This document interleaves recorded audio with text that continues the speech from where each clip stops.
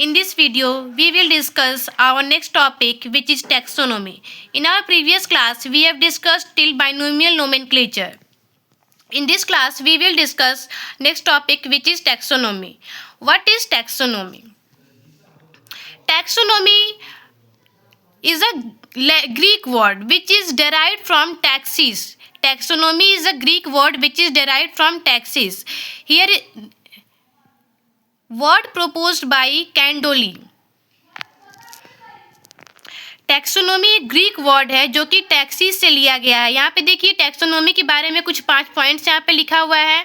तो पहला पॉइंट है इसमें word proposed by Candolle. Taxonomy word जो था वो प्रपोज किए थे कैंडोली ने, ठीक है। नेक्स्ट पॉइंट है हमारा कैरेक्टराइजेशन, आइडेंटिफिकेशन, क्लासिफिकेशन, नोमेनक्लेचर। ये चारों जो है वो बेसिस ऑफ टैक्सोनोमी है। तो टैक्सोनोमी का बेसिस क्या है? Characterization, identification, classification and nomenclature. Third point है हमारा branch of science deals with principles and procedure of classification called taxonomy. Taxonomy is a branch of science which deals with principles and procedures of classification, which is called taxonomy. Fourth point है taxonomy derived from Greek word which is taxis. And our last point, classification is a process by which anything is grouped into convenient categories based on observable characters. Classification एक process है जिसमें किसी भी things को, किसी भी objects को, किसी भी substance को एक group में रखा जाता है, एक convenient categories में रखा जाता है based on their observable characters. Okay? हमारा next point यहाँ पे देखिए नोट में लिखा गया है फाइलोजेनी क्या है? Phylogeny. Evolutionary history is not included in taxonomy. Evolutionary history taxonomy में include नहीं होता है जिसको phylogeny कहते हैं.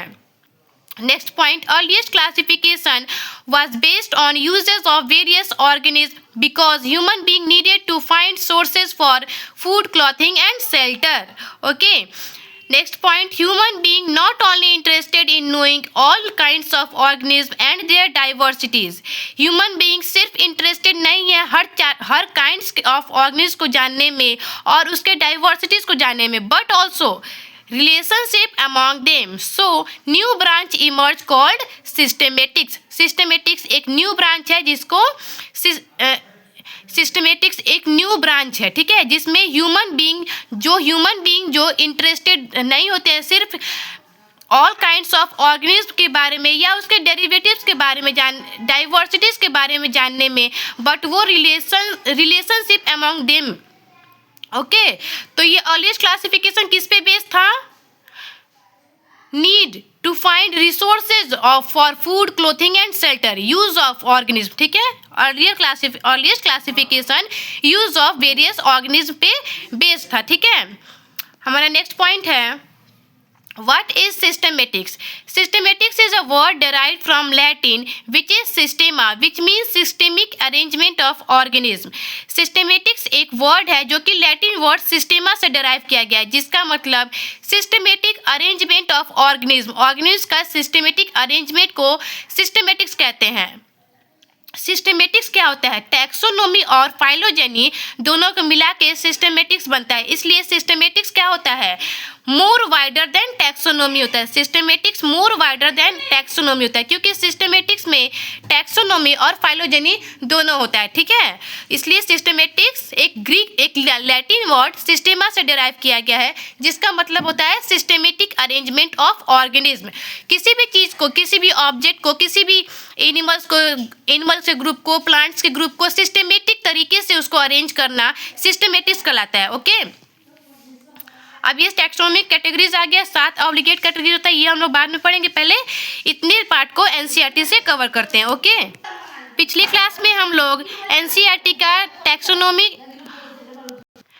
तो इस क्लास में हम लोग नेक्स्ट स्ट्रेंजर जो कि है hence based on characteristics all living organism can be classified into different taxa.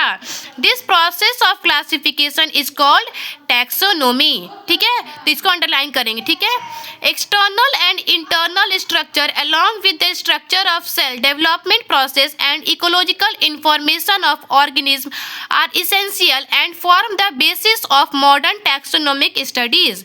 Okay, hence characterization, identification, इसको आप लोग अंडरलाइन करेंगे, कैरेक्टराइजेशन से अंडरलाइन करेंगे। Characterization, identification, classification and nomenclature are the processes that are basic to taxonomy। यहाँ तक underline करेंगे। Okay, ये एमसीक्यू में पूछता है what are the 4 basics of taxonomy, तो इसमें क्या आ जाएगा, characterization, identification, classification and nomenclature. Next stanza में आपका है taxonomy is not something new, human beings have always been interested in knowing more and more about the various kinds of organisms, particularly with reference to their own use. In early days, human beings needed to find sources for their basic needs of food, clothing, and shelter. Hence, the earliest classifications were based on the uses of various organisms. तो earliest classification किस पे based था, uses of various organism पे। ठीक है, next stanza है human beings were since long not only interested in knowing more about different kinds of organism and their diversities but also the relationship among them. This branch of study was referred to as systematics। ठीक है, तो ये systematics क्या होता है, एक systematics क्या है, एक लैटिन वर्ड सिस्टेमा से डिराइव किया गया जिसका मतलब सिस्टमेटिक अरेंजमेंट ऑफ ऑर्गेनिज्म होता है।